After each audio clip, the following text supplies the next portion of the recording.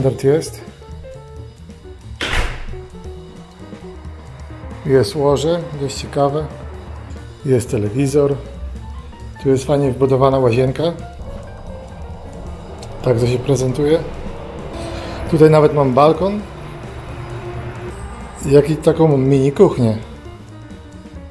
Czyli nie zawsze są to hostele, ale to akurat mi się trafiło po dobrej cenie.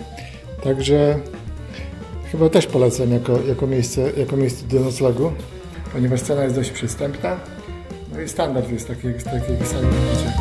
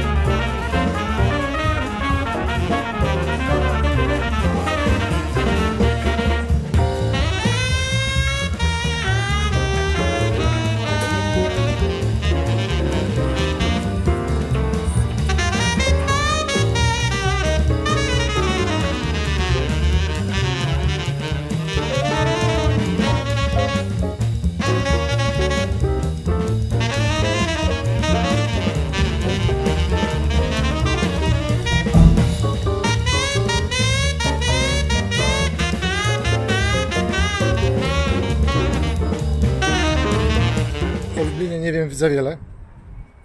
Powinienem przygotować się, przeczytać jakieś informacje historyczne na temat tego miasta, ale z drugiej strony ja nie jestem dziennikarzem, tylko vlogerem i po prostu gadam do kamery. Także o Lublinie za dużo nie wiem, ale jest to miasto bardzo, bardzo polskie, szczególnie jeżeli chodzi o architekturę. Jest podobne do Krakowa po części, jak i również do Starówki Warszawskiej. Chcecie dowiedzieć się więcej na temat historii Lublina, to polecam przeczytanie jakichś wiadomości historycznych. W mieście tym kiedyś byłem już raz, ale tylko przejazdem w sumie. Teraz zatrzymuję się 2 dni i powiem szczerze, że jak byłem tutaj ileś tam lat temu, no to tak zbytnio nie zwróciłem uwagi na Starówkę. A teraz, kurde, jestem pod miłym zaskoczeniem tego, co widzę w Lublinie ogólnie. Jest to miasto tak samo pewnie turystyczne jak Wrocław czy Kraków i które na pewno warto odwiedzić, jeżeli jeszcze nigdy nie byliście w Lublinie. Ta klasyczna Polska to jest architektura bardziej, mi się wydaje, że to jest bardziej polska, ale jest ona w sumie dostrzegalna i w Czechach, czyli bardzo takie strome łuki. Bardzo fajnie. W innych krajach, w zachodniej Europie, to ciężko jest doświadczyć w sumie ten rodzaj architektury.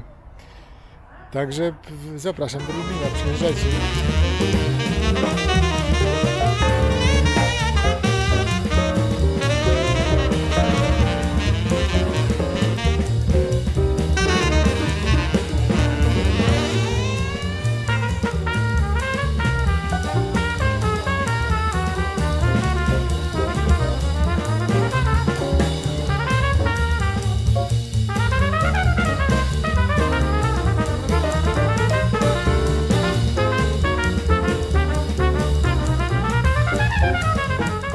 Wcześniej, jak byłem tutaj ponad 20 lat temu, to nie zwracałem zbytnio uwagi na pewne aspekty, architekturę, tam jeszcze inne rzeczy, bo nie za bardzo mnie one obchodziły w sumie na tamtym etapie życia. Ale teraz tak doświadczam, że Lublin to takie bardzo staropolskie miasto. Historii Lublina również nie znam, bo się akurat w to nie zagłębiałem. No i bo w sumie nie jestem reporterem, żeby zdawać wam relacje na temat historycznych, ani nauczycielem, tylko zwykłym gadaczem do aparatu, czyli tak zwanym vlogerem, nie? Mówiącym swoje jakieś tam dziwne przemyślenia. Lublin, jestem kurde w szoku ogólnie rzecz biorąc. Myślę, że to jest takie miasto w Polsce, które bardzo możliwe, że jest zaniedbywane przez turystów i nie jest w ogóle na mapie turystycznej. To miałem na myśli, że to jest miasto, które chyba raczej jest omijane przez turystów, bo wszyscy wybierają albo Gdańsk, albo Kraków.